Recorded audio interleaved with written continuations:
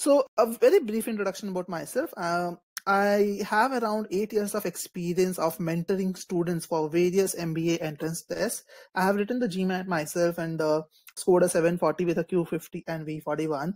And I have worked with top institutes like Time, GMAT, and others, to name a few.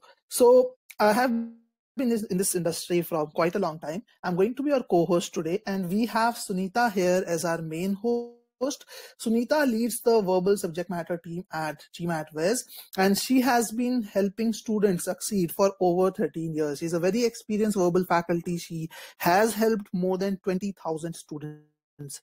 Okay, and if you go and ask Sunita what does she love teaching, she is going to say reading comprehension. So reading comprehension is her forte, and this is why she is going to present this webinar to you. Okay, so let me tell you how the webinar is gonna flow. So we are going to have 3 sections in this webinar. In the first section, we are going to quickly run you through who we are. Okay, and we are going to take 5 to 10 minutes to do that. Then we will quickly tell you, like we will actually take you to the main part of the webinar, where we are going to discuss the right strategy to master 700 level RC passages. And this is going to be around 100 minutes or so. So anywhere between 1.5 hours to 2 hours. And then finally, we are going to have the final section of the webinar where we are going to take up your open-ended Q&A. We are going to open it up for questions, and we are going to take up your questions. Okay. So this is how the webinar is going to proceed. So who are we? We are a group of mentors who have counseled and taught thousands of students over the last decade with some of the most renowned brands.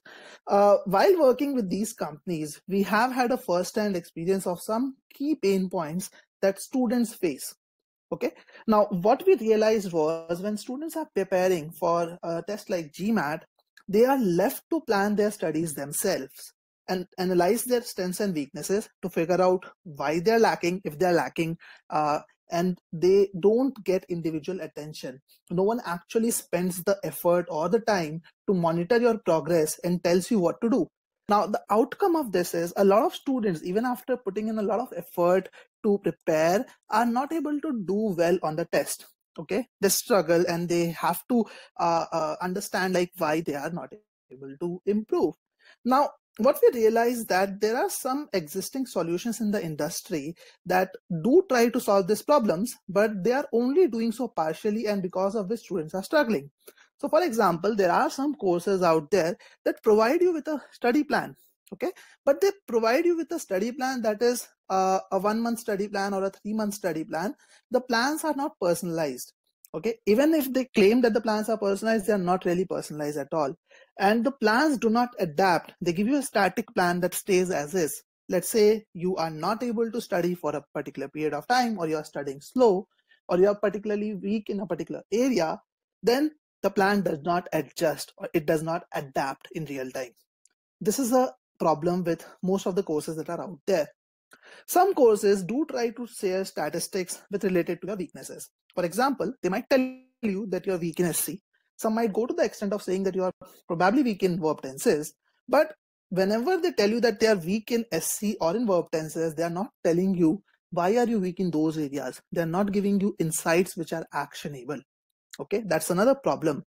Now, the third pain point, which was about getting individual attention, the only way right now to get individual attention is to take private tutoring.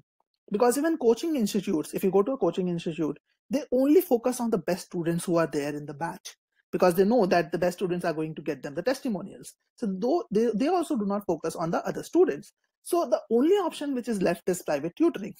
Now, all of us know private tutoring is expensive and not affordable for everyone. That's a big problem with private tutoring. So that is when we realize that these problems can be solved easily leveraging technology. And we can help students learn more efficiently and effectively using GMAT Ways. Okay, so we came up with a solution called GMAT Ways, and with GMAT Ways, what we're trying to do is we're trying to solve this problem by creating a tool, a course, which comes with dynamic planning and adaptive modules. When I say adaptive modules, what I mean to say is The module should adapt in real time basis on your weaknesses. It should not be a plain vanilla course which is served to everyone. You are unique and you should get a different course based on your strengths and weaknesses. We also make sure that the course is effective and efficient in the sense that it gives you proper analysis to help you improve your score. It gives you insights, direct insights in terms of why are you lacking and how much time do you need to improve and what you should do in order to improve. The end goal is students are able to achieve their target score and they're able to reach their GMAT score much faster. I'll give you just a very small example. Very recently, one of our students actually improved her verbal score by, her GMAT score by 130 points, and that too in just 40-45 days.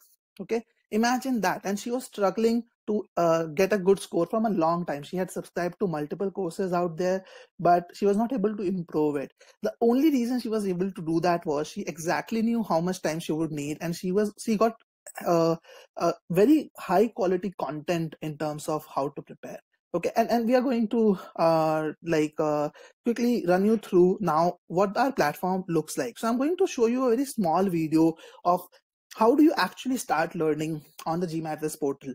Now, this is a video which we have taken for a free trial user. So even if you go for a free trial of our course, you will be able to get some of the services. Okay, so when you sign up for the free trial course and you create your account, in the first step itself, we will ask you some inputs. We will ask you for your GMAT date. So let's say you're planning to take your GMAT in the end of January. Okay, then we know that in order to create a personalized plan, it is very important that we understand how much time is available per week with you.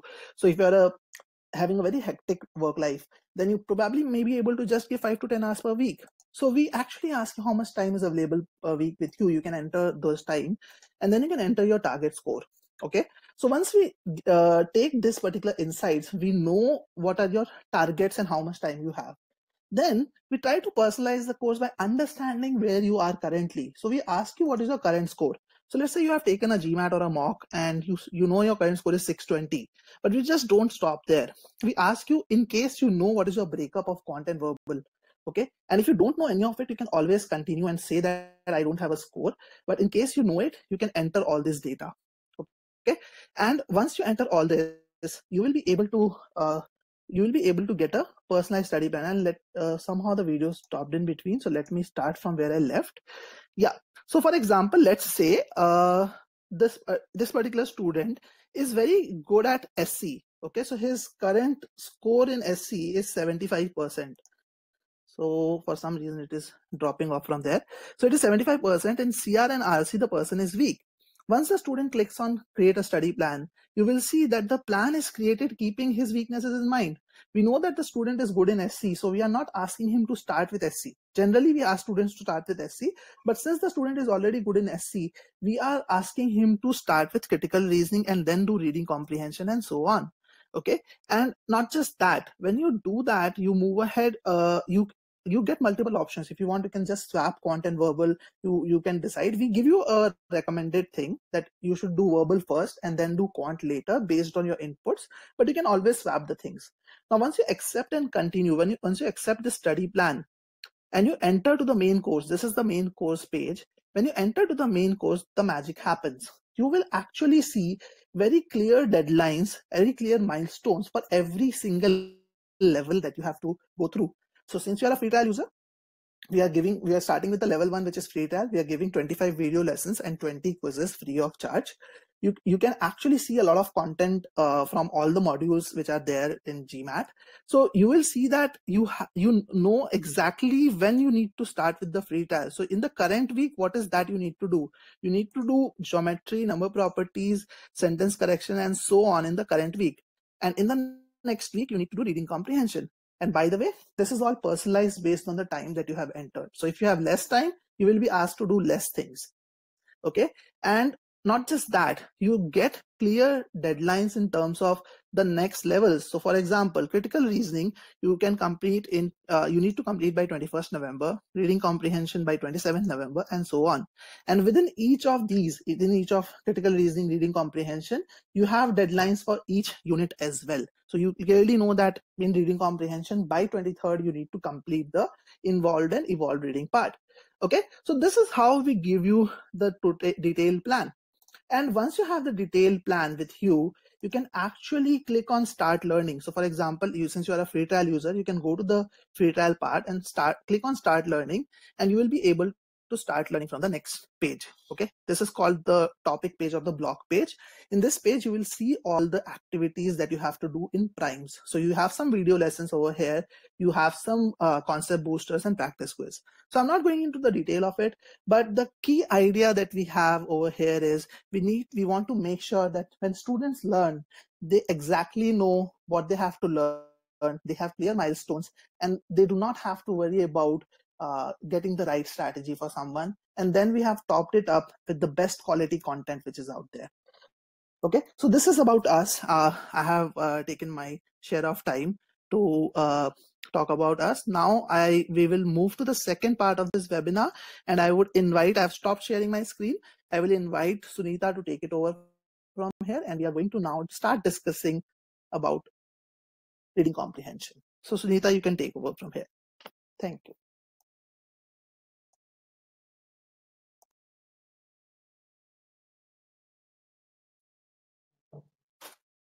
All right. Thank you, Piyush. That was a wonderful introduction. Before I proceed, let me just ask you whether all of you can hear me or not. So just answer the question. If you can hear me, just answer a yes or no so that I would know you can hear me. Can all of you hear me as I am speaking right now? Okay, wonderful. Everyone can hear me. It's fine. All right. So a very good morning, good evening, and good afternoon to all of you, wherever you are. I am Sunita, and I'll be leading you through this portion of the webinar. So let me also share my screen. Give me just a moment so that it reflects at your end. And once again, let me ask you whether you can see the screen at your end or not. Just a minute. Answer a yes or no. If you can see the screen, answer a yes. Can you see the screen? Can you guys see the screen? I'm sharing my screen right now. Can you guys see the screen now? 1 second, let me reset. Okay. Just a minute. All right, so can you guys see the screen now? Take a moment and then answer. Can you guys see the screen now? It'll take a while to reflect at your end. So, okay. Yes, can you see the screen now? Yes, guys, can you see the screen? I have started sharing my screen, so just let me know if you can see it, and then we can take it on from there. I'll repeat my question. I have started sharing my screen, so if you guys can see the screen, please answer a yes. It seems you guys are not able to see the screen for some reason. Just a minute, guys.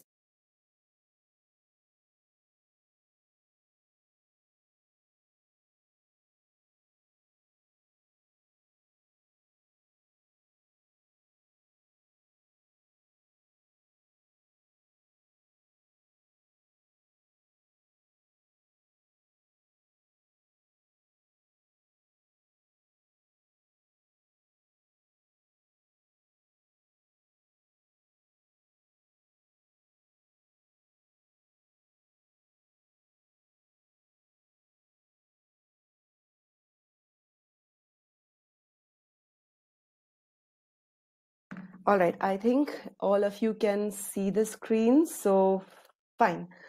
All right, so let me get started with first, let us understand what is so important about acing the RC questions on the GMAT. You know, what is so important about it? So if you already do not know, just in case if you don't know, the if you look at the share of the RC questions on the verbal section, then a student would face anything between 3 to 4 passages and anything between 12 to 15 questions, which makes it slightly over 1/3 of the total verbal questions. That itself is a huge amount, okay? Now, we already know that GMAT is an adaptive test, and on an adaptive test, if you get questions which come in groups wrong, it is really bad. You know, making consecutive mistakes are going to be penalized really heavily. So let us understand this better with the help of a very simple scenario. Okay, let's say there are 3 students. So there is this student A who gets all the sentence correction questions incorrect, but gets the rest of the questions correct. Then you have another student, student B, who gets all the CR questions incorrect and all the rest correct. And then you have student C. So student C gets all the RC incorrect and the rest correct. Okay, so let's say this is the scenario. Now, tell me, will their score, I mean, what will their score differences be? I mean, will their scores be the same, or will their scores be different but close to each other? Let me set up a poll for this. Give me a moment. So, okay, here is the poll. And answer, so will it be different or will it be the same? Okay. Yes, all of you are absolutely right. It's going to be, let's look at it, what the difference will be. Okay. So where student A and B would score somewhere around V36 to V37, student C would falter at V33 to V34. Right? Now, what can we understand from this? From this, it is very clear that student C is scoring less than student A and B, and this clearly implies that the RC scores affect more. And the reason is because RCs come consecutively, and if you end up getting consecutive questions incorrect, it's going to heavily affect your score. Again, this is a hypothetical scenario, guys, but it clearly shows that you make mistakes in RCs, especially in the beginning, and it can really hurt your score a lot. All right. So now that we have understood why it is really important to ace the RC questions on GMAT, we'll also quickly look at what causes you to falter in RCs in the first place. Okay, or what is it that makes you so scared of RCs, and you start thinking that, okay, RCs are anyways never going to work out. No, what's the point of working hard behind it? So let's understand this. Now, there could be multiple common fears, okay? And in my experience, some very common fears are, okay, I'm not familiar with the topic. What will I do? I'm not good in this area. I'm not from this background. I'm not going to be able to solve this. Or, you know, I've read the entire passage, but I can't remember what I've read. Or let's say I always land up with 2 answer choices and I mark the incorrect one as the correct answer choice. Or, you know, it's very time consuming, it takes up a lot of time, and it's not worth the while. So you can see all these things together, they set up a mental block in your mind. Okay, and I'm not, when I say your mind, I'm just being very generic here. All right, so you set up a mental block even before you have started attempting the RCs, and that itself creates more difficulties for you. Okay, I have seen students try different approaches to solving the passage. You know, you scan and skim through the passage and come back for the answers, read the first and the last line, and then skim through the rest of the passage, concentrate on the first and last line of each paragraph, read the questions and search for the answers, you know, and so on. So let me put up a poll to understand that how many of you in my audience follow which kind of methodology. So let me start a quick poll here, and here is the poll. Now, just one small thing about these polls. Once you mark an answer, you cannot unmark it and choose some other answer. So choose the answers carefully.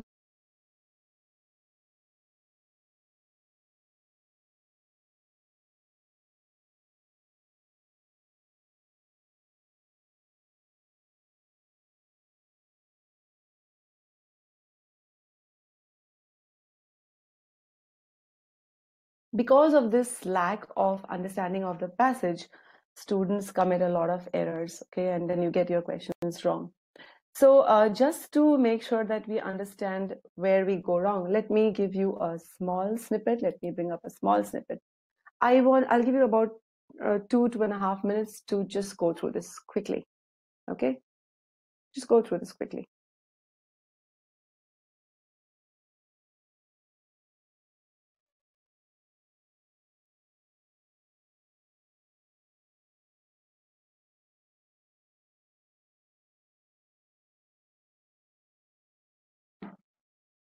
So you have just 2.5 minutes to go through it.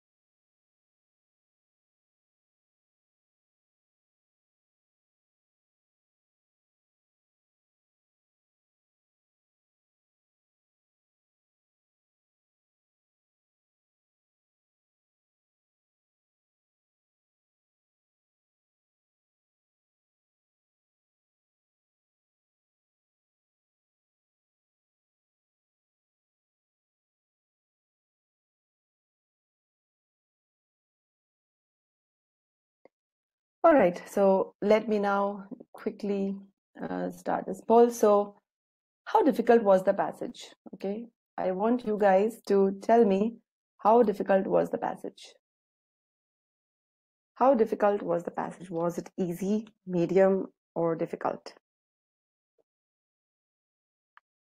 Okay. All right, so most of you have marked it as medium, all right, and some of you found it easy, some of you also found it difficult. All right, that's fairly kind of getting redistributed. All right. Okay, so be that as it may the case, those of you who found it difficult, all right, those of you who found it difficult and those of you who found it also medium, we'll find and we'll show you a way to read this passage such that all of you would say that it's easy. It's so easy to understand. See what happens for passages like this, all right? What happens for passages like this is we kind of look at words like induction, deduction, generalization, and the mere mention of these words puts you in a panic, okay? However, setting up such a block is not only unnecessary, it is also very, very counterproductive. All right. All you need is to keep a cool head and arm yourself with an approach that is going to help you derive a precise understanding. In fact, even if you do not have a very precise understanding, even if you have just an understanding at a very high level, it is going to really help you solve the passage well. All right. So hold on to this thought. We will come back to the snippet later on. But just before that, let us look at what is the right way to read a passage such that we can understand the passage really well in, let's say, the optimal amount of time and the end product, that is when you're attempting the questions with the, the highest accuracy possible.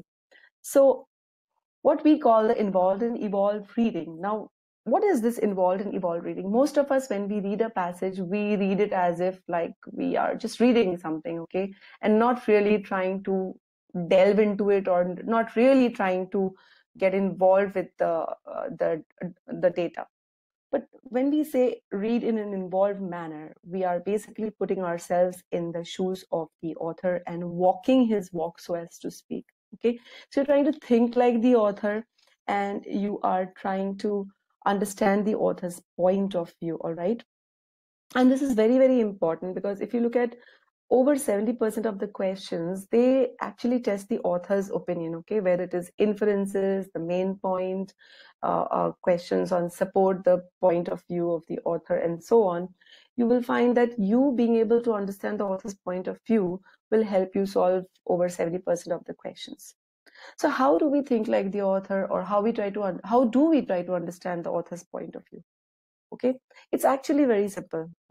So what you need to do is, when you read the sentence, you read the sentence in small pieces, and you try to understand the meaning of that small piece. You try to derive the meaning of that small piece. Okay, in this manner, once you have understood the meaning of one sentence, then for every subsequent sentence, what you need to do is you need to keep relating back to the previous sentence.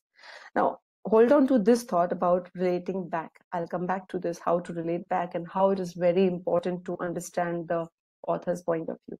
So you break your sentences into small pieces, understand the meaning, go to the next sentence, relate back to the previous sentence, join the two together and understand what the author was trying to tell you. Okay? For relating back, often you can take the help of the transition words which join two sentences, or even the conjunctions which are present within the sentence or between two sentences to help you understand the relationship between any two given sentences. Okay? And the next thing that you should do is to kind of mentally keep on summarizing what you're reading. Now, this might sound very cumbersome, but it is not. Trust me, I'll show you how. So understand the entire process. Okay, this is involving yourself in the material that is there in front of you. Okay, you're involving yourself. You're literally thinking that you are the author and you are saying something. What is the purpose of saying that? Okay. Now, more on this entire thing later, but first it is important to understand how to relate back, because this relating back is the key to this involved and evolved reading. All right, let's look at a small example to understand this better, guys. Read these two sentences. Read these two sentences.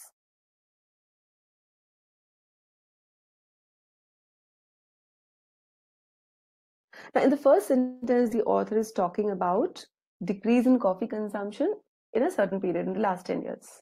Okay, so once you've finished reading this sentence, and when you're reading the next sentence, that is during the same time, there was an increasing publicity about the bad effects of caffeine on health, and this caffeine is present in coffee. So when you're reading the second sentence, when we say relate back, you have to understand why has the author stated this, the second piece of information, in the context of the first piece of information. Okay, probably the author is trying to draw a correlation between the two sentences. The first sentence talks about decrease in coffee consumption.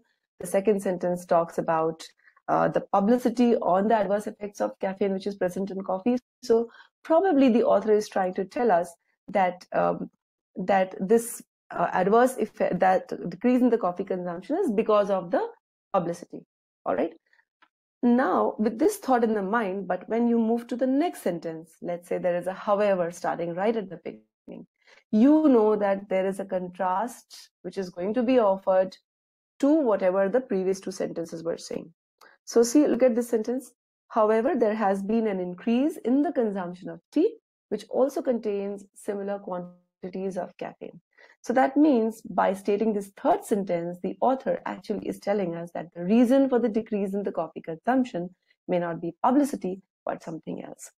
So you see how you developed a thought process by reading the first two sentences, but how that thought process was turned around when you read the third sentence. Now, let's say instead of this however sentence, if you had this sentence. Instead of the third sentence, if you had this sentence, the sales of tea, which also contains similar amounts of caffeine, have also gone down. Once you have this, you know that, okay, the reason that the author has stated the second and the third sentence is to confirm that the publicity is the main culprit behind the decrease in the coffee consumption. Okay. All right. So now you can see very clearly that if you are reading like this, okay, once you are reading like this, you're not reading sentences in isolation. You are evolving your understanding of the passage as you read along, as you relate back information. All right. So is this process clear of relating back information? Let me just put up a poll, guys, so that I'll know that you guys have. So is this process quite clear to all of you? Is this process of relating back and reading? It's a very simple process actually, but we hardly do it. Okay. And this is what you should do when you are going to read in an involved and evolved manner. All right. Some of you have answered that you have not followed this process. Okay, let me just do a quick recap for all of you, and this will be understood better when we look at the snippet next. In short, when you're trying to relate back information, what you're trying to do is, as you read the first sentence and understand the meaning of that sentence, subsequently, when you read the second sentence, you ask yourself, why is the author stating this second sentence? And then you try to put the information in the two sentences together to derive a certain meaning. Then you read the third sentence and you see whether whatever you understood by those first two sentences is cemented by the third sentence or not, or whether it says something different. So you proceed in this manner. You try to derive an overall wholesome meaning from whatever you're reading. So let me just reset the poll and ask you whether it is clear or not now. So is it clear now, guys? Is it clearer to you, this method of relating back information? Is it clear to you, guys? Relating back information as you read, yes. Because we are going to do a lot of this, and you will see how this actually helps you save a lot of time when you reach the question answering stage. Okay, so now that we have this out of the way, let me bring back the snippet that we saw earlier, which most of you said was medium or difficult. And we are going to read this snippet in an involved and evolved manner. And I will show you how to kind of draw up a single line summary of this paragraph when you read it. Okay, so let's get started, guys. All right, here it is. And pay very close attention. If you're not paying attention, probably you will miss how I'm putting the pieces of information together. You'll miss one piece of the puzzle and the entire puzzle is going to fall apart. Okay, so here goes. To put things simply, induction emphasizes the individual. Okay, hold on there. So what strikes your mind is we're talking about something called induction, and this thing called induction, it stresses on the individual. All right. Then you come across a transition word whereas, and immediately you know, okay, now I'm going to look at a contrast to this previous part of the sentence.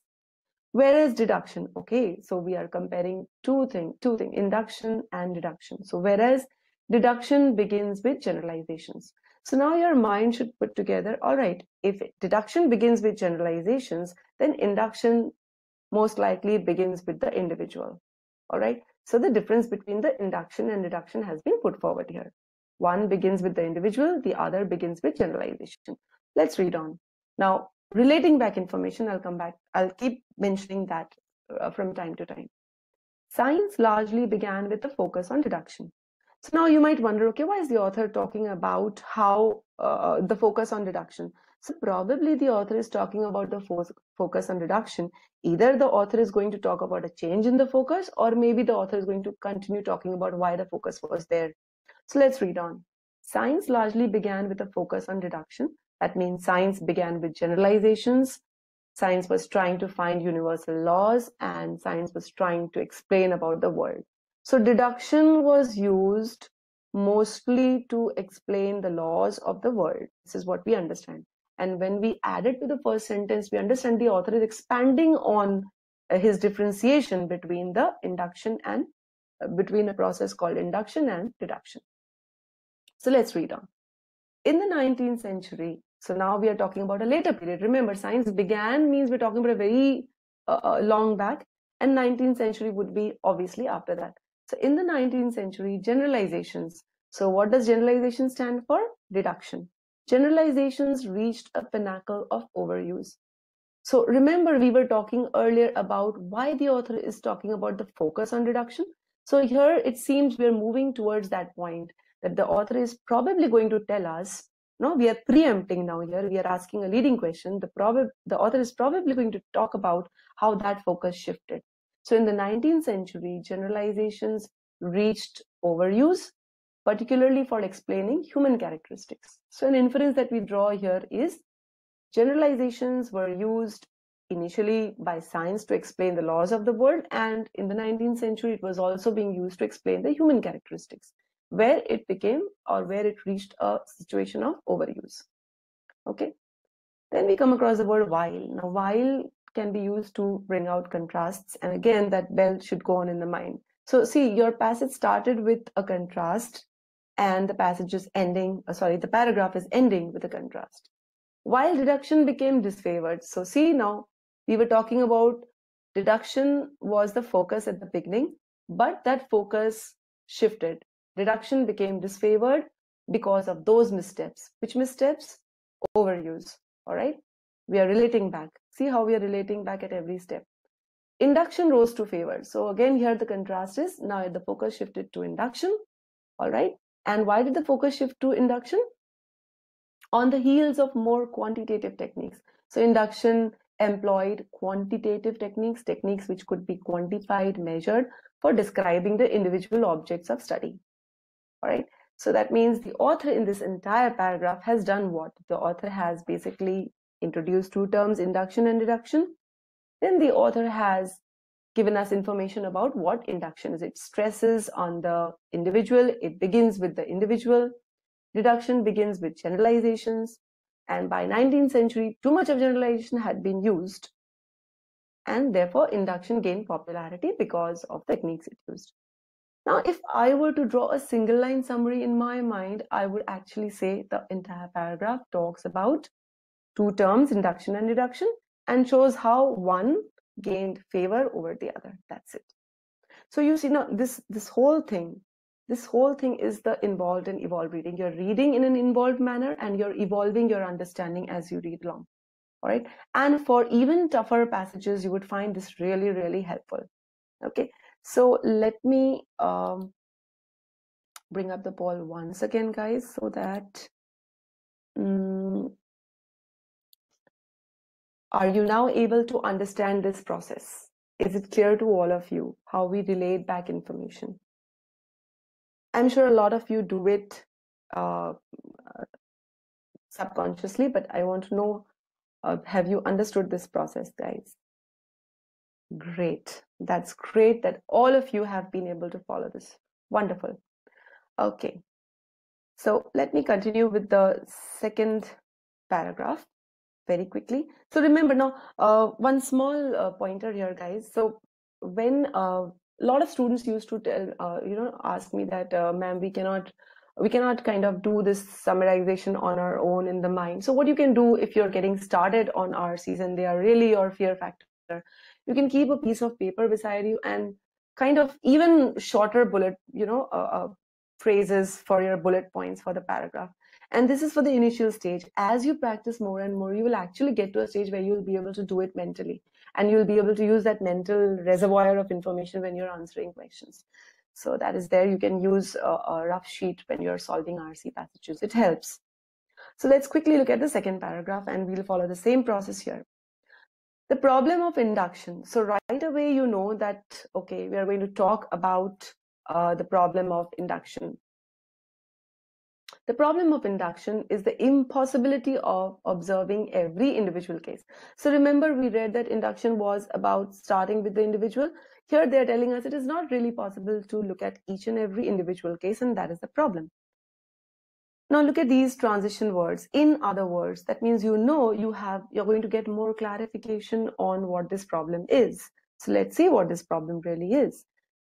There is always uncertainty about what hasn't been directly observed, and it is impossible to observe everything. So in the context of the first sentence, this is the expansion of the problem. You cannot see everything, okay?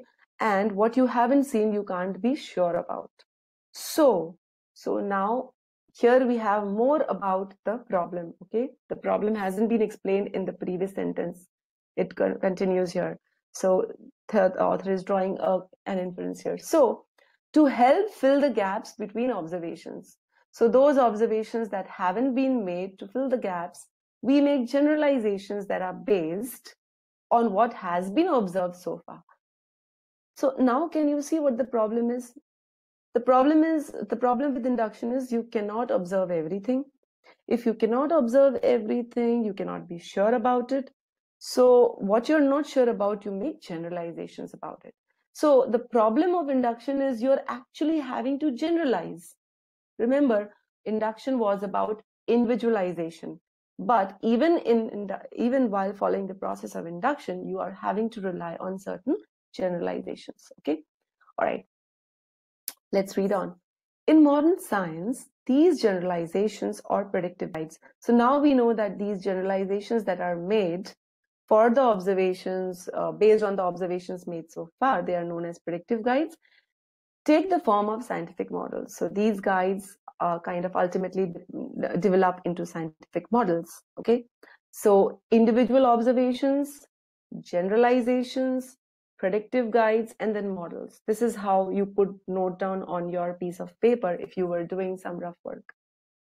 There are different sorry guys, there are different types of models, but one of the most popular is the empirical model. Now, a lot of you also say that sometimes the language is difficult to follow. Let's say, for example, I don't know the meaning of empirical. Well, if you don't know, don't worry.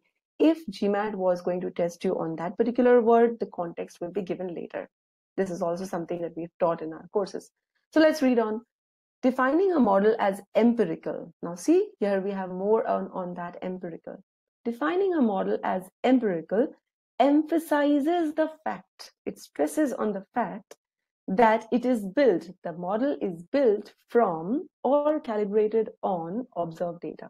So observed data leads to the building of an empirical model.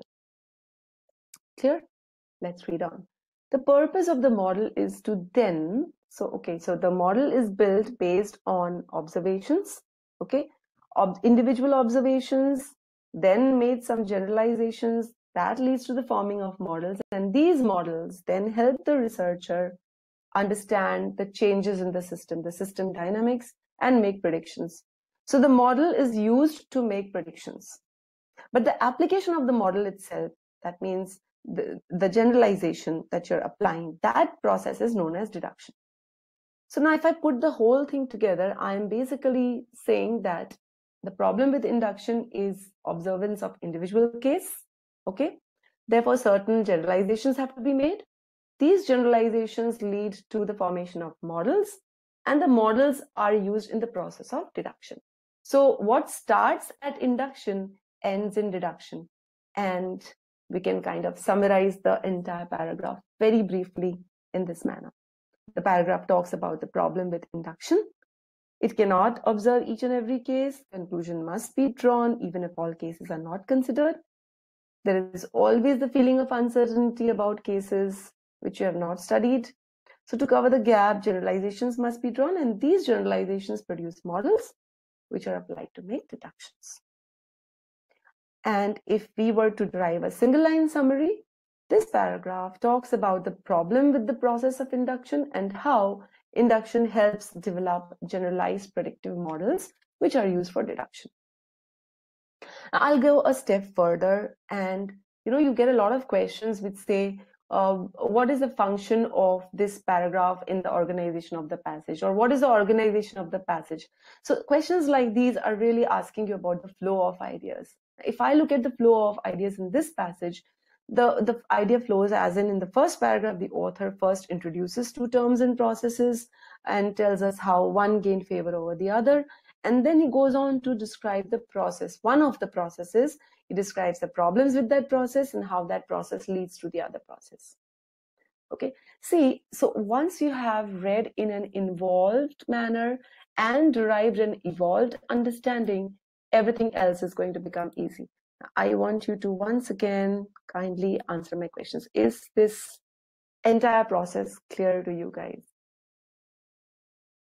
Is this entire process, have you understood how we read in an involved and evolved manner and how we were able to summarize our understanding from the paragraph into a one single short line summary?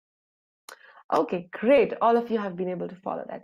Now what I will do is I'm going to bring up two questions based on this passage, which you're going to answer for me. So here comes the first of the questions. Here you go. You have approximately about, okay, I'll just a minute and a half maybe. You'll not even require that much. So just go through this. Be ready with your answers and I'll bring up the poll in a while.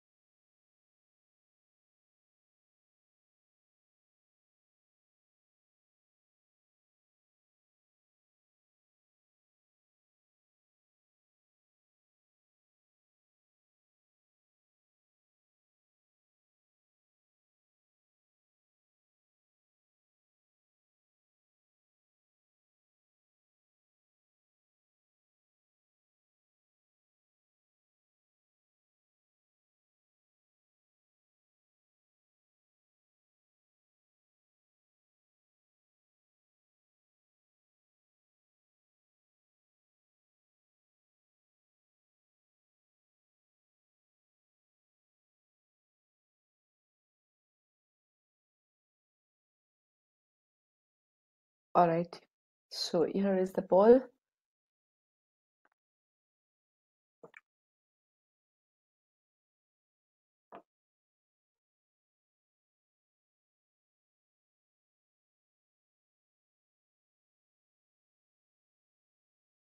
I'm going to give you another, okay, let me give you another 15 seconds and I will end the poll.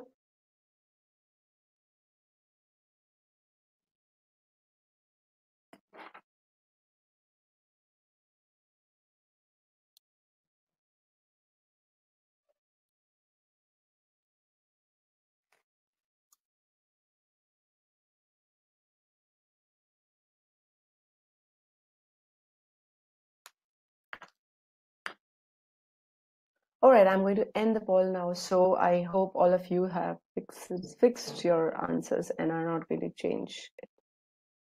All right, so now what I have in front of me is about slightly over, okay, 60% of you. 60% of you are going with option A and there's 40% of you going with option B. All right, so let's see which of these or if any of these is the correct answer. Now, so let's see. This is choice A, which around 60% of you have chosen. Now, this is a very open-ended question, all right? According to the passage, scientific model. So we are talking about scientific model in almost the entire second paragraph, and you cannot really pre-think on any one portion. Otherwise, we also pre-think on certain questions, which I'll show you later in the session. So let's see here, it's a very open question, and therefore we'll have to tackle each question, each option one by one. The first option says, scientific models are developed on the basis of commonality observed in multiple individual instances. All right, so I'll ask you to refer to these lines, okay? If I look at these lines, we are talking about data being collected, which is used to build models. This data is collected in the context of the passage. It is collected from individual instances, from what has been observed so far. And we know what has been observed so far is from the process of induction. All right, so the starting point is observation. And we make generalizations that are based on what has been observed so far. So generalizations would likely be based on common factors in the observations. All right. Now I would like you to look at this sentence here. In modern science, these predictive guides take the form of scientific models. All right. So the generalizations would become general principles or models to be used as guides for prediction. So if we put all of these together, then we would arrive at the conclusion that the scientific model is based on the commonality that is seen in many individual instances. Okay, so observations made on individual cases, and based on that, data is collected, and then there are certain generalizations made to fill in the gaps, and these generalizations lead to the model. So scientific models are actually based on whatever was common in the observed data, right? And therefore, this choice is the correct choice. So a majority of you, 60% of you got that right. And I hope you got it right because of the right reasons. All right. You got it right because of the reasons that I have explained to you just now. Now, let me also, although we have selected choice A as the correct choice based on the given references, let us also make sure that we are able to eliminate the other choices on solid grounds of reasoning. So if we move to the second most popular choice of the evening, let's see what was different here and why most of you chose this one. This choice says the scientific models are built on the basis of generalizations. Now, so far it's fine. That are the result of predictions which have come true. Now, this is the part. So we know that yes, scientific models are built on the basis of generalizations. But are these generalizations the result of predictions? Okay. So look at this sentence. In modern science, these predictive guides take the form of scientific models. Okay. All right, so we're talking about generalization out here. Now, generalization is not the result of predictions, okay? The predictions are used or the predictions are made, okay, using the generalization. So now the predictions are made based on the generalizations, which are the models themselves, okay? So the generalization would become general principles or models to be used as guides for prediction, which means generalization, okay? Generalization is the predictive guide. So this part, that generalization is the result of predictions which have come true, is not correct. This is the distortion of the given information. They're twisting the information, and therefore choice B is incorrect. Now I'll just, for those of you who chose choice B, is it clear to you where you went wrong? For those of you who chose choice B as the correct answer, is it clear to you where you went wrong? Okay. And distortion is a classic GMAT trap. All right. They distort some given information in such a manner that the information seems familiar to you and you fall in that trap. So you've got to be very careful when you're reading the answer choice as well. Dissect the answer choice, read it in small chunks so that you're able to identify which part of the answer choice is true and which one is a distortion. Okay, great. So let us quickly, although none of you have chosen the other answer choices as the correct answer choice, let us still quickly go through them. Scientific models are completely futile when it comes to understanding human behavior. Now, we were told that in the 19th century, okay, scientific models, you know, generalizations, they were used, right? They were used to explain human characteristics. So it is quite possible there were some benefits, all right, and they were not completely futile. The completely useless is the incorrect part, all right, which makes this choice incorrect. Let's move to choice D. Once developed, the scientific models rarely undergo any alterations. Now, nothing has been mentioned here in the passage about alterations or enhancements, and therefore this is completely out of scope and incorrect. And if you look at the last choice, they are foolproof generalizations of a multitude of specific events arrived at with the help of induction. Again, if you look at this sentence, generalizations are arrived at with the help of induction is true, but they are foolproof generalizations. That part we cannot determine. Nothing is given in the passage about it, and therefore it is completely out of scope. All right. So that brings us to the end of this question, and let me bring up the second question for this passage. So here comes question 2, and I'll bring up the poll in a short while. Meanwhile, quickly go through this question and mark the correct answer.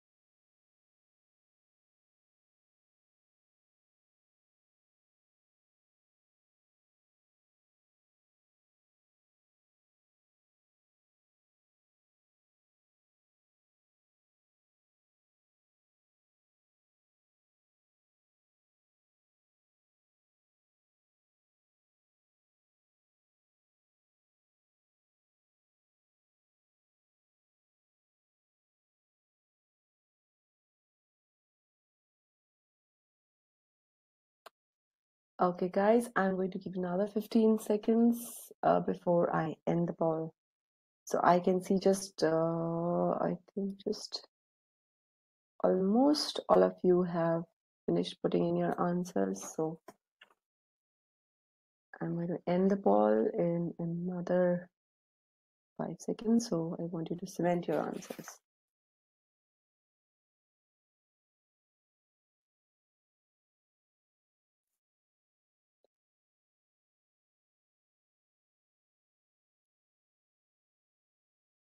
All right. So, okay. So let me see. 30% of you chose choice A.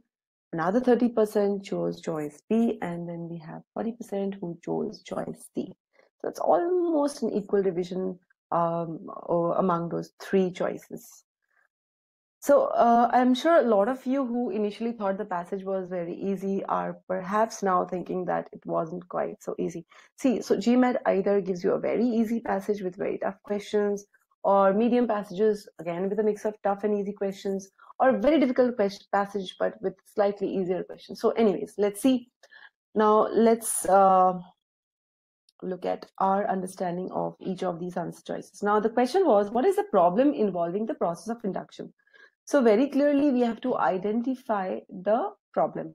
Now, in this case, we can do the pre-thinking even before we go to the answer choices, because it's a very specific question. It's specifically talking about the problem of induction, and you can quickly bring to mind the paragraph analysis, the para summary that we did. So what was the summary about? The summary was the problem of induction is you cannot observe each case, but you have to draw a conclusion about the area of the study, even if all the cases cannot be considered. So thus there will always be this feeling of uncertainty about drawing conclusions without studying all the cases, the left out cases. And to cover the gaps left by unstudied cases, some generalizations are drawn. So as I mentioned while I was reading in the involved manner, if you recall, that the problem of induction is it also has to kind of resort to deduction. It also has to fall back on generalization. That is the problem with induction. All right. So let me ask you a question here, guys. So can you remember that I had mentioned this? Can you remember or recall that when we were reading in an involved and evolved manner, I had mentioned this when we were relating back information, that the problem with induction is it also has to fall back on generalization. Can you guys remember this? Can you guys remember this? Can you recall this? Because if you can recall it, it means that while you were reading in the involved and evolved manner, you were able to understand that, and you are now, when answering the question, able to recall that understanding, and therefore you are able to mark the correct answer choice. Okay, we'll see this. Again, so for those of you who cannot recall me saying that, you can see it there in the analysis. And again, therefore, there must have been those lapses, where you did not relate back. So relating back is very important, all right? Okay, so let me end the poll here and let us continue with this. So clearly, the problem with induction is at certain points, it has to fall back to or fall back on deduction. With this pre-thinking in mind, let us quickly move forward to analyzing each of the answer choices. So choice A says, it fails in its observations of individual cases. That means the problem with induction is it fails in the observation. Now, for those of you, around a good 30% of you mark this choice, realize the word fail is an exaggeration. It generalizes. Okay, induction, the problem with induction is it cannot observe every case. That does not mean that it fails in its observation of individual cases. Okay, it is not possible to make observation is the word fail, and not possible to make all observation. These two ideas have been distorted, and therefore this choice is incorrect. Okay, so it does not fail in its observations of individual cases. It fails to observe all individual cases is more like it, and therefore it has to depend on speculative measures or generalizations. So for those of you who mark this choice as the correct choice, choice A as the correct choice, Is it clear where you went wrong? For those of you who marked choice A as correct, is it clear where you went wrong? Great, great, that's great. Almost all of you are able to understand where you went wrong. Good. With that thought in mind, let's move to analyzing the next answer choice. Choice A is incorrect. And let's move on. It is a distortion. Here is choice B. Again, a good 30% of you marked this choice, so let's see whether it's correct or not. Its advantage. So now a lot of you may have been put off this choice because it started with the word its advantage, whereas we have to look for the problem of induction, that is a disadvantage. My advice to you is never go by just a few words, guys. Neither choose a choice based on a few words, nor reject the choice based on just a few words. Always go with the entirety of the thing. So let's see. It starts by saying the advantage. Its advantage refers to the advantage of induction. So induction's advantage is its basis, which are the specific observations of individual cases. That is the advantage. But, so there is a but there. It too has to. So it means induction too has to resort to generalization of some specific case. And here, this is completely in line with our pre-thinking. Remember, we came up with the idea that it has to fall back on deduction, or it has to somewhat resort to deduction.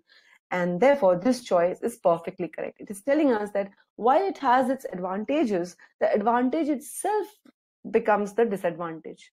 All right. And that is why that is the problem with induction. Therefore, this is the correct choice. So again, a small quick poll. Now, this poll is, one second. This poll is for those of you who did not mark choice B, okay? For those of you who did not mark choice B, is it clear to you why it is the answer? For those of you who did not mark choice B as the correct answer, is it clear to you why it is the correct answer? Okay, I can see there are some doubts, so let me just quickly quickly discuss this again. Choice B tells us that there is an advantage of induction. The advantage is it is based on specific observation of individual cases.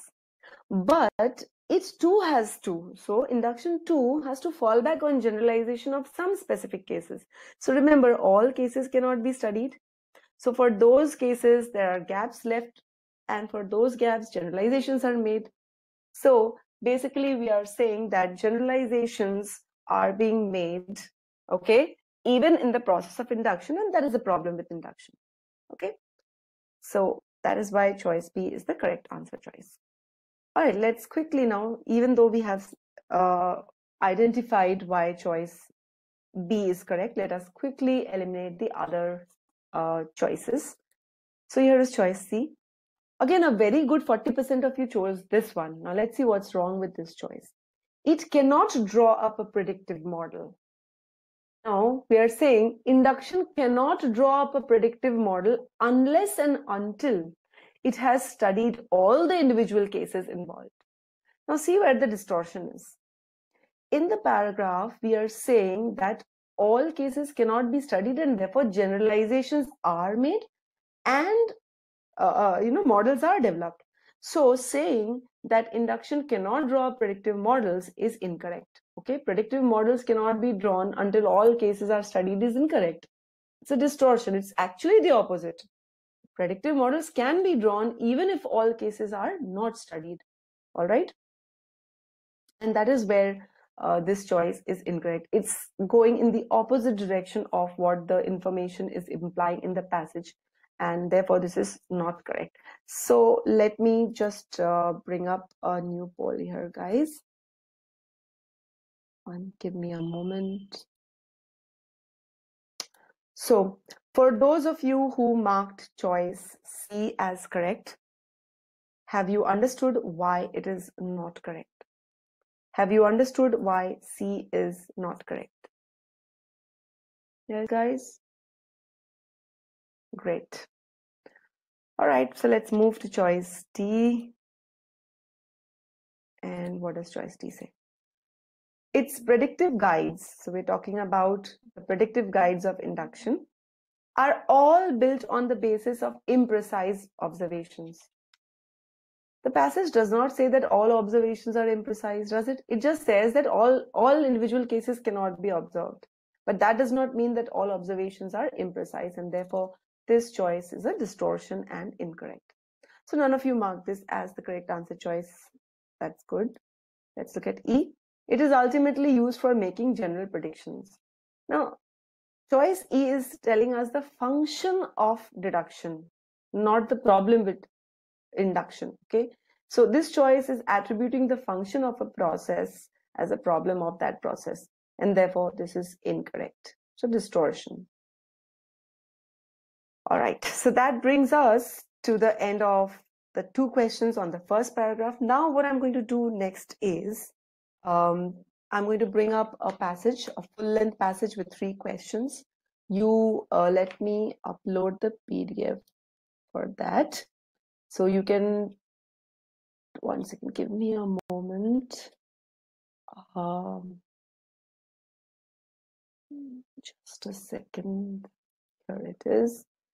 So I'm going to upload the file, and at your end you will download this PDF file, and you're going to solve this passage. You're going to solve those 3 questions and be ready with it when I start the poll of the questions, and you're going to quickly put in your correct answer choices, and thereafter we will discuss in our usual manner.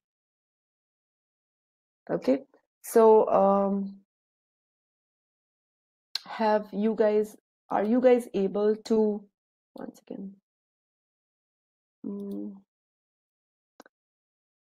so are you guys able to see the PDF file? Are you able to download it?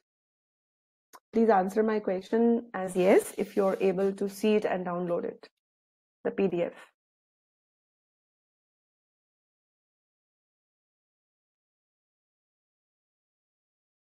Guys, are you able to see and download the PDF? Great. So all in all, I'm going to give you 10 minutes to go through the passage, solve the answers, and be ready with your answers when I start the poll. Okay, so all the best, guys.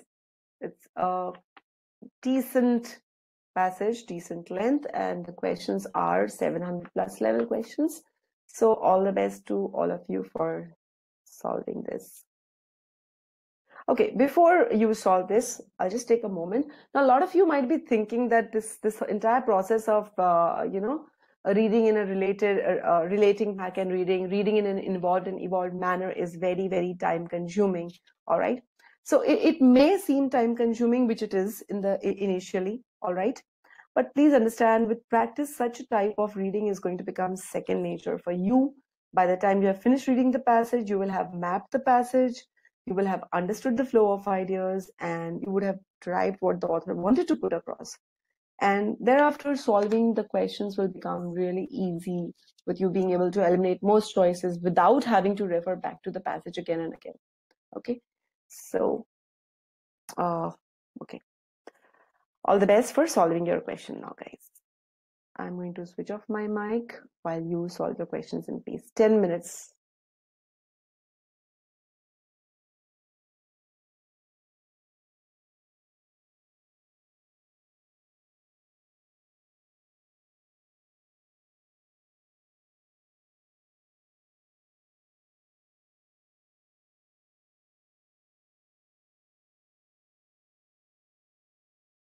Okay, so your time starts.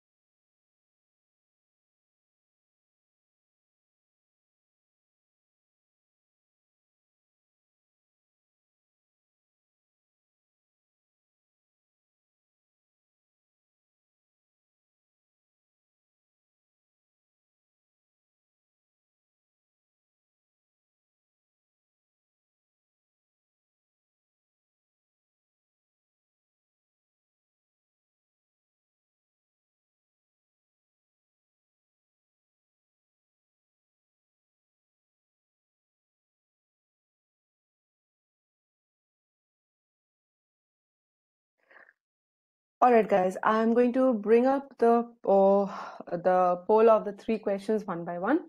So I'm going to give you 15 seconds for marking each of the answers, and then I'm going to end that poll and bring up the poll of the second question and then the third question likewise. So I hope you are ready with your answers. And okay, so here is the first question. Here is the first question. Once you have finished marking on this, in the next 15 seconds, I'm going to end this poll and go to the second question.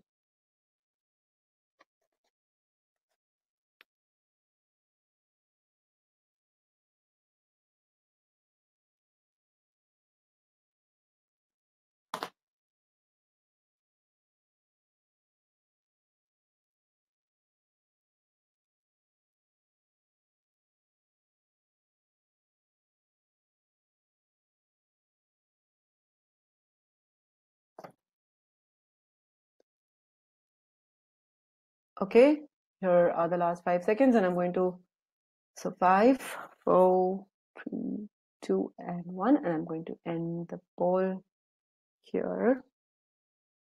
So almost here it ends. Okay, so almost 38% of you marked choice C as the correct answer, and about 63% of you marked choice E as the correct answer. Let me bring up the second question.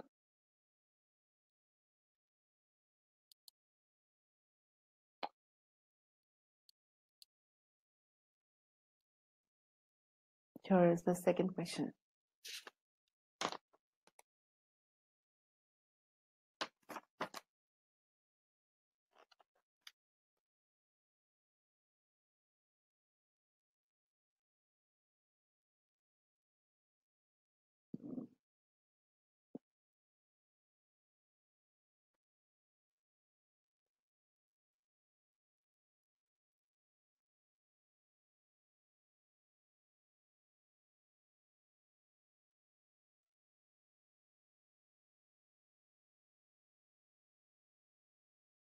Five more seconds. So 5, 4, 3, 2, 1. Sorry. So almost 60% of you have gone with choice B this time, and 40% of you have gone with choice D. Okay. And here comes the third question.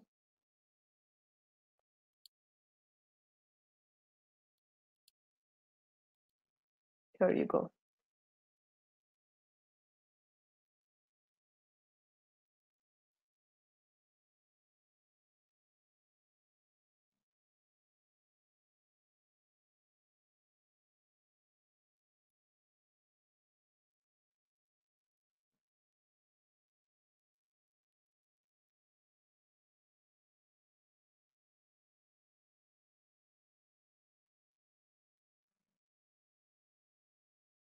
Okay, last 5 seconds.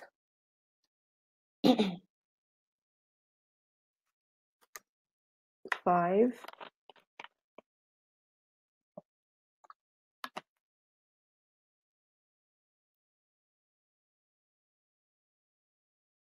I'm going to end the poll now. So let's see, we have around roughly 30% of you have gone with choice B.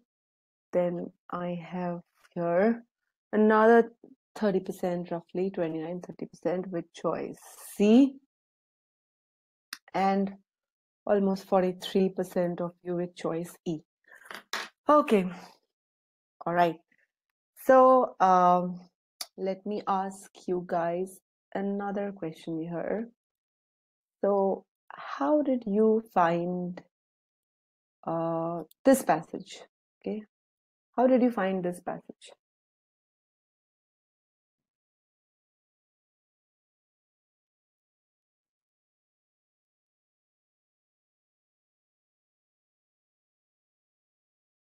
All right. So, in fact, most of you are again divided between easy, medium, difficult. So when I say that, how did you find the passage? It's not just about the passages, it is also about the questions. So how you found the questions and the passage. The overall package was easy, medium, difficult for you. So there is a good divide between easy and medium, and some of you found it difficult. So let's see. Let's get started quickly with the analysis here. And I hope you did try to read in the involved and evolved manner. So to cut a long story short, I will summarize for you in the way we would have once we would have read it in the involved and evolved manner. So if you look at the first paragraph, it talks about, first and foremost, it talks about the term new woman, what it represented. Okay, the term new woman represented a modern understanding of the American woman. So the first sentence, which starts with primarily and ends with independence, it's mostly talking about it was a modern understanding of the American woman. Thereafter, the point is about the different changes. Just before that, there's a small bit which talks about the origins being debated upon and how the term came to be used in popular vernacular. The majority of the paragraph then shifts to the different changes that took place in the early 20th century, which shaped the identity of the new woman. And finally, towards the end, the term is, the passage tells us, the paragraph tells us that new woman reflected the changes in the identity of the modern American woman. And this happened in a period of multiple disturbing changes. And those changes have already been mentioned just before this last sentence. So the first paragraph summary is all about the definition of what this new woman stood for in the modern American society, in the modern American identity. All right, she was the product of the social and cultural changes that took place, and she represented a public figure of the modern American woman. So that is all about the first paragraph. Let's quickly move to the second paragraph. The second paragraph mostly talks about how the concept of new woman was often compared to the Victorian true woman. The Victorian true woman was a woman who was the picture of domesticity, of meekness, of obedience. That was how the true woman of the Victorian era was picturized or seen as. On the other hand, the new woman was not just about any one image, any one particular type. She could not be typecast as such. And then you have been given here that the roles, okay, varied by region, class, politics, race. So it depended. The new woman, what her role would be depended on the class she belonged to, or the race she belonged to, or the time or the historical conditions she belonged to. Okay, and then they have given you kind of expansion on that she could be a suffragist, that she could be an activist on one hand, or she could be a modern socialite, she could be a fashionable girl, or she could be a worker or a factory laborer. And finally, what is more important is that the images overlap, they varied. Okay, it allowed women to adopt some characteristics. They could use some characteristic of one particular type and give up the characteristic of some other type. So the new woman was not only one image, but the true woman was a single picture of domesticity and docility. This is basically the crux of the second paragraph. And now the third paragraph, if we quickly look at it, it just talks about the different aspects of the new woman dominated different periods. If you look at the first sentence of this paragraph, it just tells you that in this period, the gypsum girl dominated, in this period, the suffragist, and this period, and so on, the flapper. And the important line here is the last sentence, which says that she represented not a single image, but a spectrum of visual expressions and behaviors, and she could shape her own identity the way she wanted to, what she wanted to show. So different aspects of the new woman dominated different periods, and the new woman was free to shape her own image. All in all, if you look at the flow of ideas, that means the first paragraph, we are talking about what this new woman meant, what it stood for. In the second paragraph, we are talking about a comparison between the new woman and the true woman of the Victorian era. And finally, in the last paragraph, we are talking about new woman was not just a single image, but she was a spectrum of multiple expressions and behaviors. Okay, so with that understanding, let us move to the first question here. Okay, and let me remind, most of you chose E as the correct answer. So I want you to remember that when we discuss this answer of we analyze this question, 38% of you chose C as the correct answer and 63% of you chose E as the correct answer. So the term new woman primarily served to, now the point here is it's a very open question. So, but we can kind of limit it to the first paragraph. So let's look at the pre-thinking that would do. Now, if we concentrate on this sentence, the new woman emerged out of social and cultural changes in the early 20th century. And along with that, if we concentrate on this sentence, okay, the new woman as such offered a way to understand the woman's new visibility and presence in public sphere. It also helped to define the modern American identity in a period of a lot of disturbing changes that were taking place. So now if I summarize this, the new woman term mainly helped to identify the changes that emerged in the public image of the modern American woman. Okay, how the modern American woman was viewed in public. And the new woman also defined the development of the modern American identity. Okay, modern American identity in a disturbingly changing society. So whichever answer choice brings these 2 points together would be the correct answer choice. All right. And let's now, with this pre-thinking, let's now move to analyzing each of the answer choices. So option A says, the term new woman primarily served to define how the modern American woman presented herself in the public domain. Now, this is just part of it. If you refer to some of the lines, okay, some of the lines from the passage, these are the lines where, these are the only lines where we are talking about visibility as in the public sphere. All right. So this was a part of the new woman. This was a part of the aura or the personality or the persona of the new woman, but this choice is very limited in scope. Okay, it was not the main. The term new woman did not mainly serve to emphasize her public appearance or her public understanding. Okay, so this choice is not the correct choice, and nobody has chosen this as the correct choice. So we'll not dwell on this further. B, which was also not chosen by any of you. Again, it's a distortion here. A new type of American woman is not the same as saying a new image of, okay? A new type of flower is, it's that connotation of. So we're not here talking about a new type of American woman. And moreover, the modern American woman was the product of the changes. No, she did not dictate the changes. She did not make the changes happen around her. So this choice is a complete distortion and is incorrect. Now let's move to choice C. Okay, 38% of you chose this. Let's see. Per our pre-thinking, we were talking about a new woman serving as a definition of the modern American woman, of the modern American identity, in the context of the changes that were taking place around. This is completely in line with our pre-thinking. Okay, so for those of you who did not mark this as a correct answer, okay, post our pre-thinking, let me just reset the poll. Okay, so is it clear to you why this is the correct answer? For those of you who did not mark C as the correct answer, is it clear to you why this is the correct answer after following our pre-thinking? Good. Okay, so if you have been, for those of you who got it correct, see whether you got it correct for the right reasons.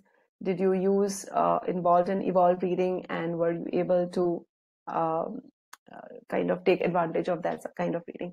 Some of you are saying you're not clear about it. See, very clearly, the question is, what was the term new woman used for mainly? So the term new woman was, I'll just go back to the pre-thinking slide in a moment and you can see for yourself. Okay, here it is. So if we look at this, the highlighted lines, look at those. They are taken from the first paragraph, which is all about the definition of the new woman. So new woman emerged out of the social and cultural changes. Okay, she was a product of those changes. This is one point. And the term new woman offered a way to understand how women in the modern America were kind of portrayed in the public, okay, how their public persona, their increased visibility in the public. So that was one part. And the other part was the term also helped to define modern American identity, okay. A new woman was a modern American identity in a period when a lot of changes were taking place. So these 2 points have to be put together and they have to be brought up. All right. Okay. So choice C is the correct answer. Let me quickly move forward to choice C. Yep. And let us now look at why choice E, the most popular choice for this question, is incorrect. Choice D, none of you chose this, and again, the main purpose was not to draw a comparison between the two images of two different eras. So this is incorrect. All right, a lot of you chose this, guys, choice E as the correct answer. Now, what does choice E really say? It says that the term new woman was primarily used to emphasize the youthfulness. Now see where they have distorted.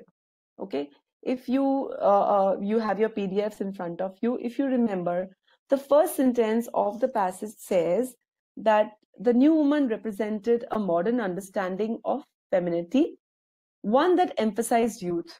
So this understanding emphasized youth, yes, it emphasized visibility, yes, but was that the primary purpose of the term?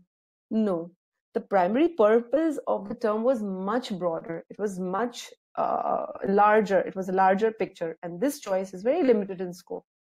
The purpose was not just to emphasize the youthfulness and mobility and independence, okay? The purpose was to identify the development of a completely new identity, a new image, a new modern American identity in a changing, in a very disturbingly changing society. Okay, so once again, this was a very, very close call, and those of you who got E wrong, it is understandable, but then again, if you kind of pay a little more attention to what you're reading and when you're reading, you will not face this difficulty. So for those of you who marked choice E as correct, are you clear why it is not correct? Great.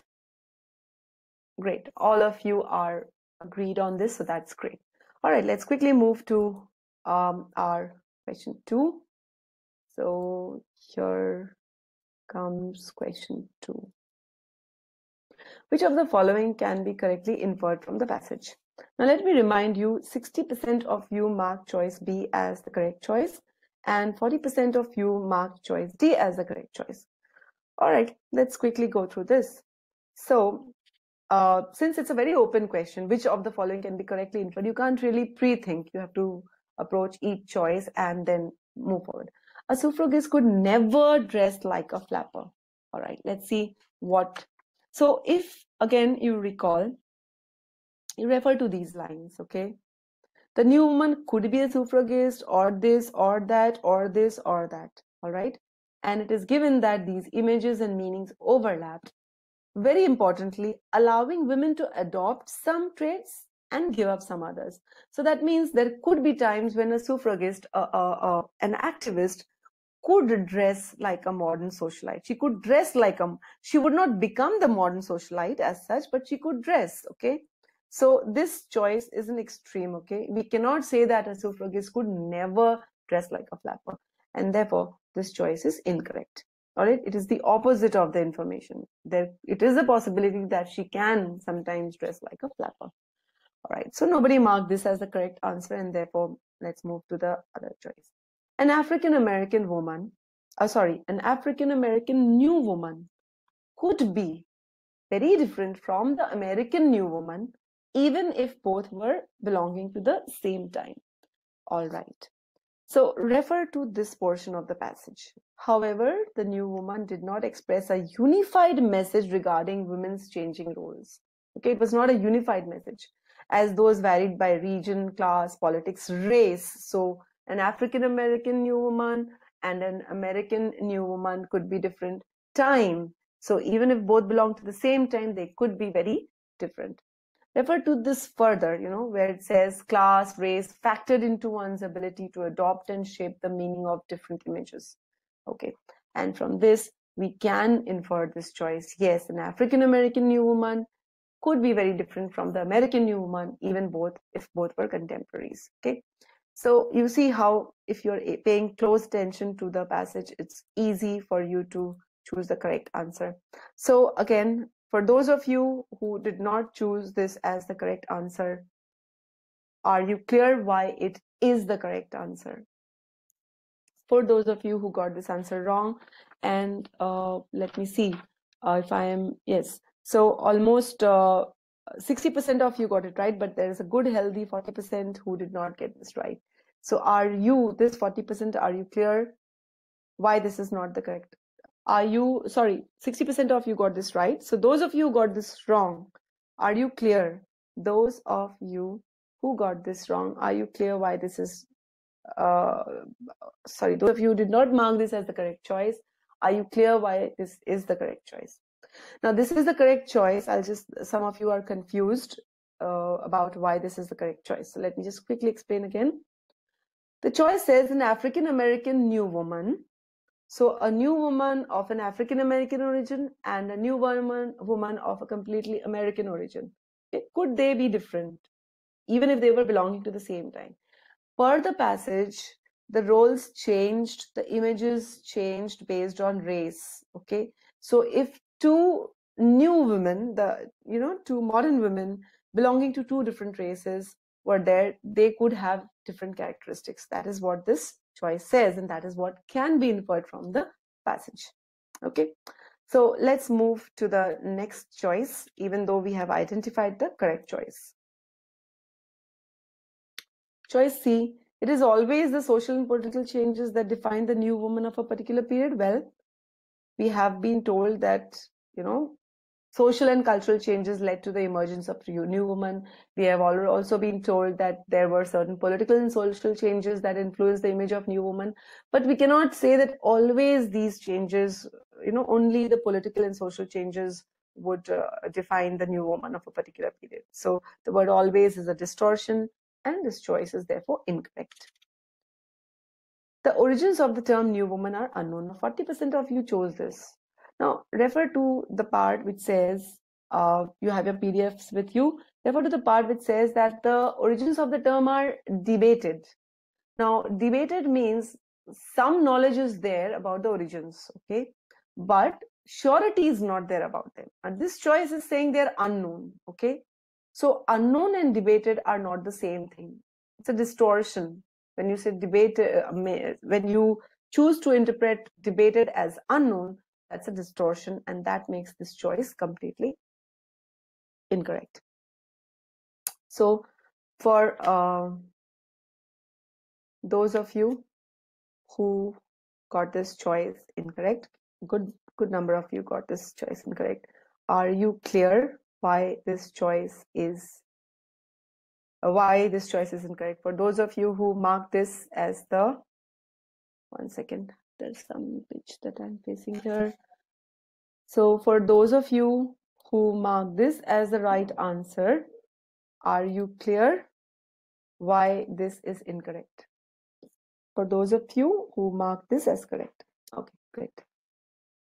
Let's move forward to choice E. What does choice E say? The term new woman was coined by writers and popularized by the press. Again, a distortion. They are saying that it came to be used by the popular press, not popularized by the press. So this is a complete distortion. And again, the term was being used between two writers, and that is how it came to be used popularly. But whether it was coined by writers or not, we cannot say. Therefore, this choice is incorrect. Let's move to the third question. Again, let me remind you, this was one question where there was a fairly even distribution across three choices. 30% of you chose choice B, another 30% chose choice C, and 40% or 43% chose choice E. So let's see where so much of confusion lay. Okay. All right. Now, pre-thinking for this question. The question was, which of the following differences can be drawn between the Victorian true woman and the new woman? So if we refer to the paragraph which was talking about this, look at the highlighted the points, the portions which are in blue. Okay, so we are given that the new woman image was often frequently compared to the Victorian true woman. The Victorian true woman was associated with femininity, with domesticity, with submissiveness. On the other hand, the new woman was not a single image. It was she did not express a unified message regarding women's changing roles. Okay, it did not say that the new woman was not a homemaker, or she was only this or only that, because those roles varied by region, class, politics, and so on. So all in all, we can say that the true woman was a traditional concept of the woman representing domesticity and meekness. On the other hand, the new woman was not a single image in terms of the roles played by her. She varied in her image and role depending on multiple changing factors. The new woman was more demanding and independent. This we can infer from the beginning of the paragraph. Okay. So this is in contrast. The more demanding and more independent is in contrast to the submissiveness of the true woman. All right. With this pre-thinking, let us now examine each of the answer choices and see where they are correct and where they're incorrect. Now, none of you marked choice A as the correct choice, which it is not. The true woman was not the exact opposite of the image, okay? And this is a distortion of the term, often positioned in opposition. So she was often compared against, okay? Compared as an opposite, but that does not mean that the true woman was the exact opposite of the new woman. For example, if the true woman was a picture of domesticity, nowhere does the passage actually imply that the modern American woman could not be, a homemaker. So this choice is a distortion and it is therefore incorrect. Good, none of you chose this. Now let us quickly look at choice B. What does choice B say? Choice B says the new woman lacked the timeless femininity. Now the new woman was not feminine, or whether she did not have any of those domestic abilities, this is not true, okay? So this is where most of you have gone wrong. A lot of you, let me once again recall, a good 30% of you chose this as the correct answer. This is not the correct difference, okay? To say that the new woman lacked the femininity, from which part of the paragraph are we drawing this? From nowhere. All we know is that the true woman was a picture of timeless femininity, okay? And that was the only picture she belonged to. On the other hand, the new woman could have varied pictures, all right? So the passage does not tell us that the new woman could not take care of her domestic duties, and therefore this choice is a distortion and it is therefore incorrect. So again, let me ask you, very important for me to know. For those of you who marked who marked B as the correct answer, are you clear why it is a distortion? For those of you who marked B as the correct answer, are you clear why it is a distortion? Okay, great. Let's quickly move to choice C, which also has, now this is the correct answer choice. The true woman was the traditional homemaker. She was content to obey, so the submissiveness, the meekness, whereas the new woman was a more demanding and public creature. Remember, we were talking about visibility, public domain. She was more demanding, she was more independent. So this is a good enough contrast, and this is therefore correct. So this is the correct answer, and 30% of you chose this. Good, because this was a difficult question. Okay, it was very close choices. Now, D again, to call the new woman a dominating rebel is an exaggeration, and therefore this answer is incorrect. Okay, none of you chose this, so we're not going to dwell on this further. Let's quickly go to choice E. Now, 43% of you chose this. Now, where did you go wrong? Let's understand this very clearly, guys. The choice says the true woman played a single role. So far, so good. Yes, she played the role of a domestic, submissive person. Okay. Whereas the new woman played multiple roles at the same time. Now understand this. Did the new woman play multiple roles at the same time, or she could adopt any characteristic belonging to any role? There is a difference, okay? To say that she played the multiple roles at the same time, you are basically saying the new woman could be a factory worker, could be a socialite, could be a fashionable girl, could be everything at the same time. That's not the point. The point was she could adopt different characteristics. So maybe an activist could dress up like a socialite, but she would not become a socialite, or she would not become a factory laborer. So understand this, okay? There's a very fine distortion here. Okay, the new woman could adopt any image she wanted. All right, the image. Okay, the difference between her and the true woman is not that the true woman could only play one role at a time and the former could play multiple roles at the same time. The idea is that the new woman's role was not limited. Okay, she could adopt any characteristic of a role, all right, and she could use that characteristic and give up the characteristic of another role. So therefore this choice is a misinterpretation, all right, and therefore it is incorrect. Okay, so there is this distortion out there, and I want to know from those of you to take a moment's pause and to answer me whether you are clear why this choice is incorrect. Those of you who mark this as the correct answer.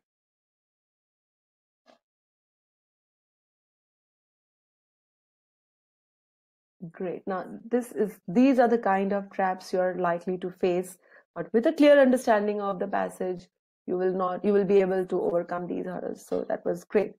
All right. Let's now, so that brings us to the end of this. Let me now, all right, 1 second. Okay, so that brings us to the end of the analysis of the passage, and I hope all of you were able to identify where you lacked, okay, in terms of approaching the passage, in terms of approaching the questions. I want to ask a very small question. So for how many of you, okay, just answer a yes. How many of y'all, for how many of y'all the involved and evolved reading helped? For how many of y'all? So if it helped, just answer a yes. For how many of y'all the involved and evolved reading was a help? You followed it to whatever extent you could, and it helped. Great. For those of you, so a good healthy 75% of you say it helped, 80% of you say it helped. For those of you it didn't help, I guess you will require more practice. Please do not step back from involved and evolved reading at this stage. Don't be scared, because that's the only way you're going to master RCs. And we've already discussed why mastering RCs is important. In fact, our entire approach, I'll just bring up, quickly discuss our course with you, the RC module. So our RC module is divided into 3 units, you know, and these 3 units are divided in such a manner so that we take you one step at a time forward. The first module comprises the basic reading skill builder, where we teach you how to inculcate the habits of reading in an involved and evolved manner. Okay, here we learn to identify opinions of the author, to spot transition words. We learn to understand the meaning driven by context. We learn to summarize paragraphs. This is what we do in the first module, the reading skill builder. In the second level, we talk about, you know, deriving the purpose of the passage, since a lot of questions are based on this. So here we also learn the various answer choice traps that are very common on GMAT RC questions.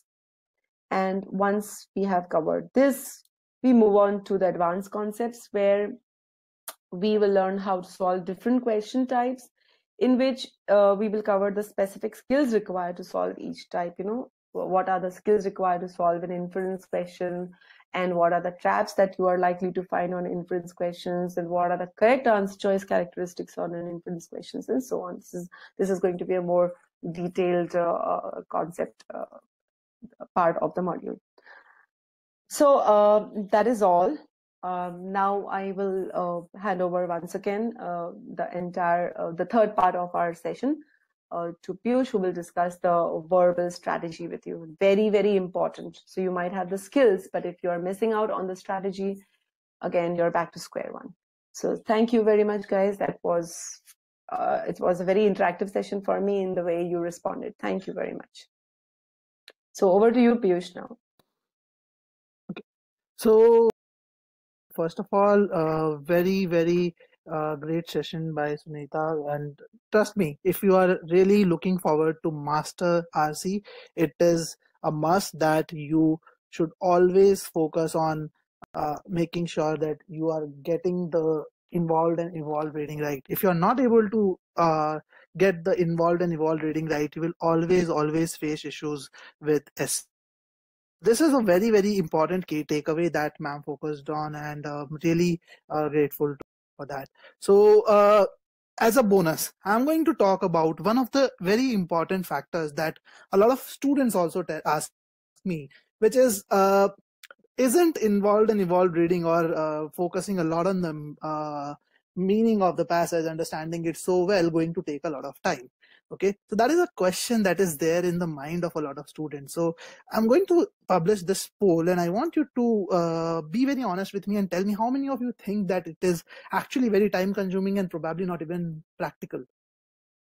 And please be very honest with me over here, because I'm going to discuss a case in point to illustrate why it is important to do this approach, follow this approach. You have already devoted 2 hours to this session, and I want to make sure that you get a good learning out of this session. Okay. So I'll end the poll. I have a good number of responses, and as you can see, almost everyone says that it is time consuming. Okay, and let me tell you, it is true that it is time consuming, but it is just like any other skill that you are going to build in your life. Okay, building any skill in your life actually takes a lot of time to learn initially, but once you learn that skill, it becomes very easy for you to replicate it in less time. For example, when you started driving a car for the first time, you had to think about changing the gears, putting the brakes, accelerator at the same time, looking at the side mirrors. But now you can probably even do multiple stuff while driving. Driving has become instantaneous to you. Okay, and I'll bring this idea with the help of a simple case in point. So this is the real scenario that actually happened with me when I was taking the verbal section of GMAT, like that verbal part of GMAT.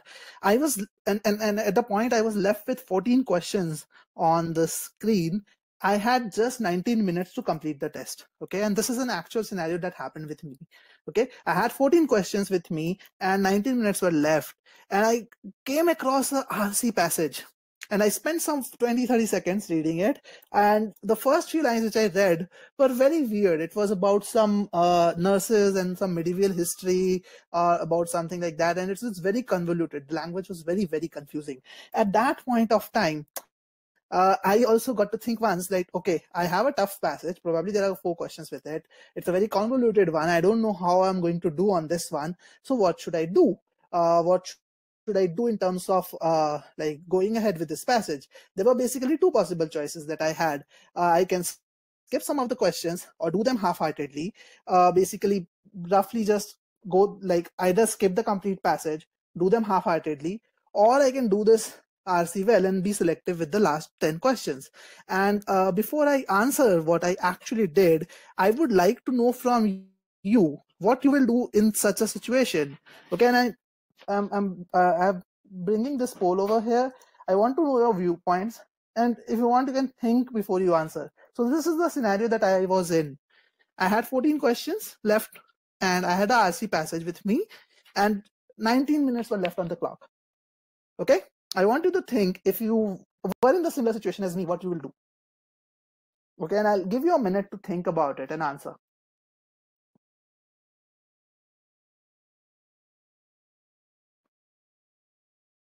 It's a very important question. It basically can make a huge difference. What is the call that you take over here?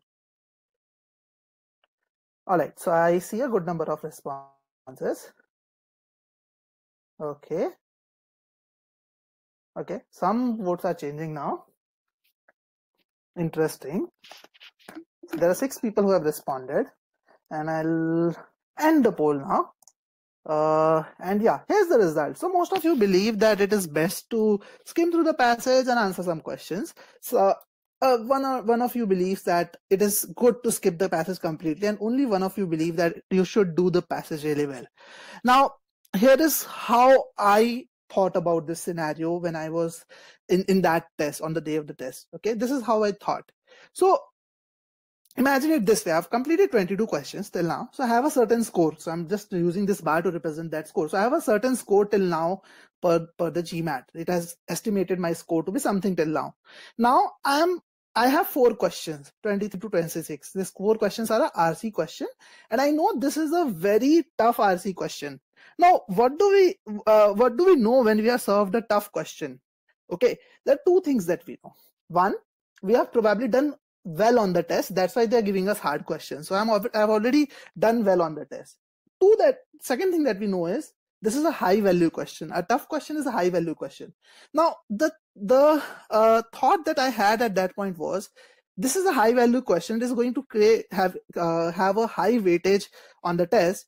If I get these questions wrong, and these are consecutive questions, by the way, if I get these questions wrong, what is going to happen in the next 10 questions?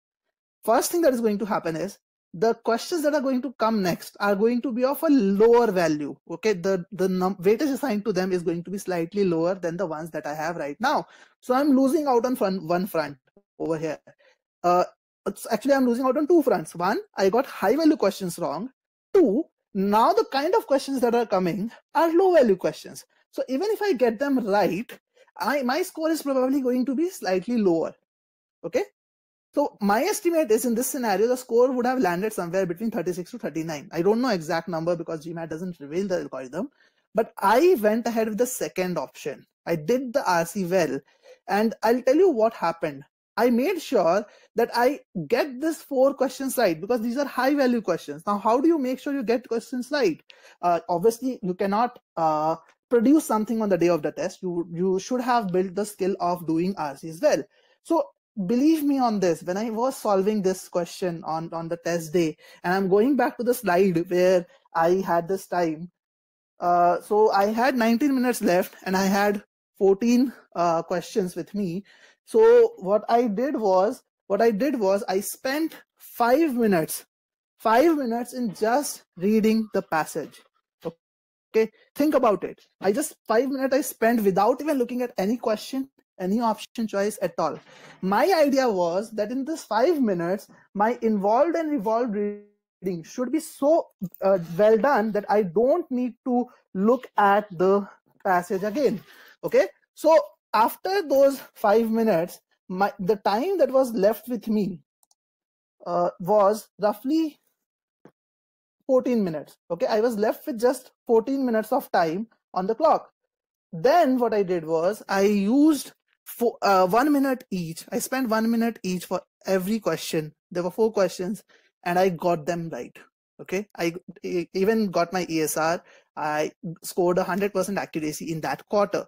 So in 9 minutes, I was done with those 4 questions, and these were high value questions. And that is why I was able to get a pretty good score. And the good thing about getting these 4 questions right was the next set of questions that I get, okay, the next set of questions, the last 10 questions that I get are going to be of even higher value because I have done well on these questions. So GMAT is going to increase the difficulty level further. So what I did was, out of the last 10 questions, I just focused on 5 to 6 of them. I just spent time on 5 to 6 of them, and the rest I just marked randomly. Never leave a question on the GMAT, that is for sure. Never leave a question unanswered. So I just marked 4 to 5 questions randomly, and I focused on the rest of them, and I got them right. Okay, and when I did that, I ended up with a score of 41. Okay, and this is what anyone should do. Any person who plans well should do. So remember, if you're planning to do well on RC and you're thinking that an approach like just reading the first line and just reading the last line is going to help you, it is not going to help on the GMAT, because on GMAT, we have done the research, 80% questions are either inference based or purpose based. Okay, so you have to get the meaning of the passage right, and you have to read between the lines. That's very, very, very critical. Okay, and I'm glad, I'm happy, I feel good about myself for taking this decision on the day of the test. Had I not done that, I wouldn't have scored a V41, I wouldn't have scored a 740. My score would have been somewhere around 710 or 720 only. Okay, so this was a very important thing which I wanted to discuss with all of you. Make sure when you are learning RC, put that extra effort, go that extra mile, learn the involved and revolved reading approach. And once you have learned the approach, you will need more time for every question. That is for sure. Initially, you might need 15 minutes or as well, maybe 12 minutes or 10 minutes to solve a RC. But if you believe in the approach and you keep following it, with time, the overall average time taken per passage is going to come down. It will settle to 7 to 9 minutes, depending on the difficulty level of the passage.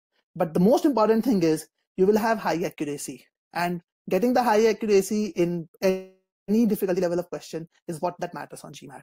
Okay, so this is about us. This is about the session. If you want to check a free trial of the course, you can go to www.gmatwiz.com for the free trial.